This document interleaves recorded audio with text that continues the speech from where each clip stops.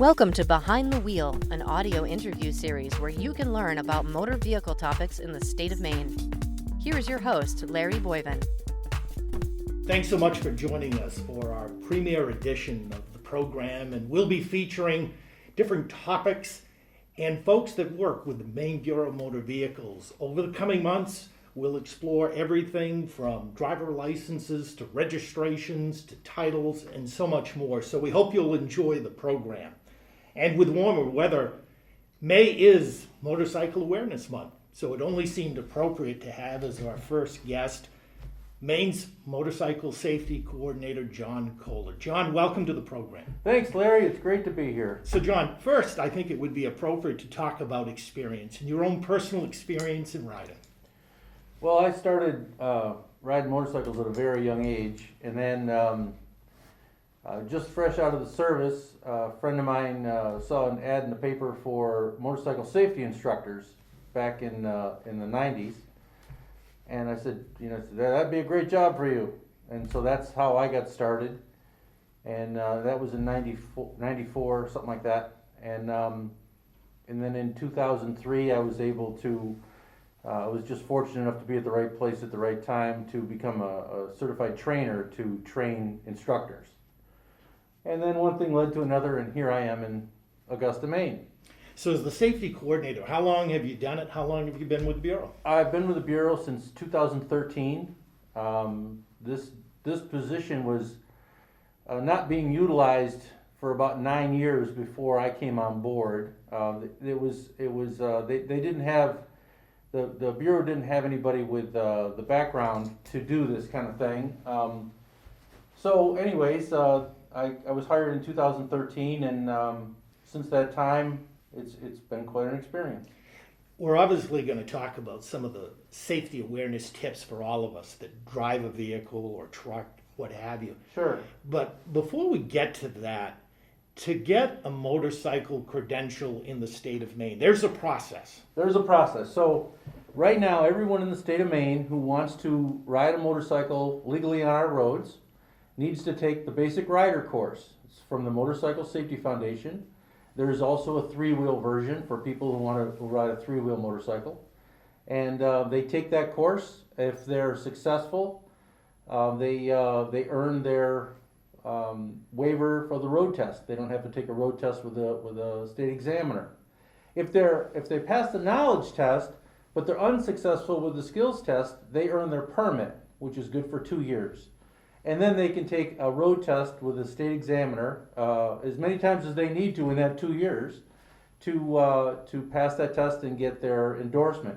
If they can't get that done in 2 years, they go back to the beginning and start over with another training course. So what does the course itself entail? The course itself, the curriculum is, first of all, the Motorcycle Safety Foundation has been around since 1972.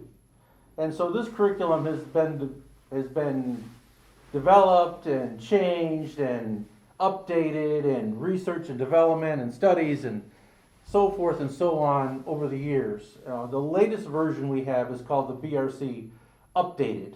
And so there's 14 exercises, and in a nutshell, it covers the basic skills to ride a motorcycle, riding in a straight line, turning, stopping, and shifting.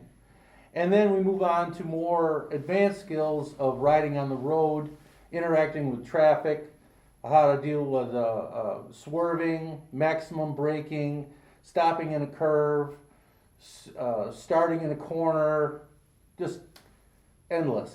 Having taken that course myself several years ago, it gave me a greater appreciation for the complexity of actually riding a motorcycle. Sure. And one of the things I don't think most of us as just general drivers realize is you're really using all of your limbs. Yeah. And you're trying to take into account a variety of traffic situations all at the same time. So there's a lot of coordination. There's as my grandson's karate instructor says, what is coordination? She's teaching these kids. It's doing more than one thing at a time, basically. So, and that's very true, because the motorcycle controls are basically just an extension of your body and your mind controlling that motorcycle as smoothly as possible to deal with situations that you come across. I remember taking the course, one of the challenges, and you referred to it a little bit, was about stopping. And as I remember the emergency sudden stop maneuver in the class that I took, and quite frankly, as I was preparing to do that maneuver, I was certainly more confident than I should have been for my skill set at that time.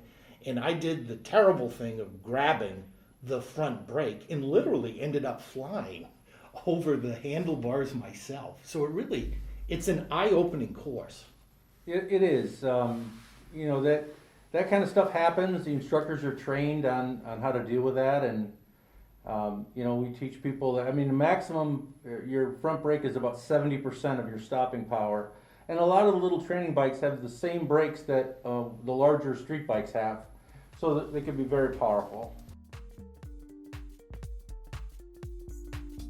Thanks for listening to this episode of Behind the Wheel, a production of the Maine Bureau of Motor Vehicles in collaboration with Secretary of State Shanna Bellows. For more information on a variety of motor vehicle topics, visit our webpage at maine.gov/SOS/BMV.